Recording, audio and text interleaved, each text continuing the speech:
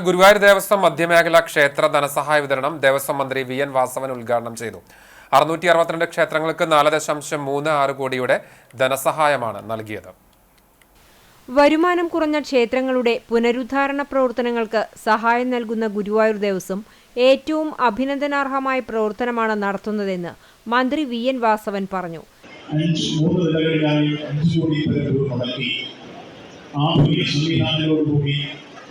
മനോഹരമായ ഒരു ഗോശാല നിർമ്മിച്ചിരിക്കുന്നു എന്ന് മാത്രമല്ല, അതിൽ 65 ലക്ഷം രൂപ മുടക്കി 60 ഗോക്കളെ കൂടി ആ ഗോശാലയിലേക്ക് തന്നു എന്നുള്ളതാണ് ഏറെ ശ്രദ്ധേയമായ കാര്യം.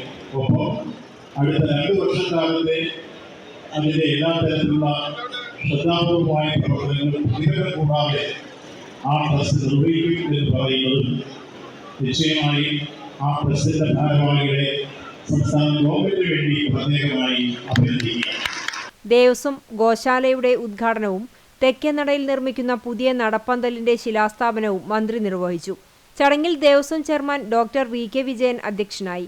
എൻ.കെ. അക്ബർ എം.എൽ.എ. വിശിഷ്ടാതിഥിയായി പങ്കെടുത്തു. നഗരസഭാ കൗൺസിലർ ശോഭ ഹരിനാരായണൻ, ദേവസ്വം ഭരണസമിതി അംഗങ്ങളായ സി. മനോജ് സ്വാഗതവും മനോജ് ബി. നായർ നന്ദിയും പറഞ്ഞു. Devaswom administrator K P. വിനയൻ ചടങ്ങിൽ റിപ്പോർട്ട് അവതരിപ്പിച്ചു.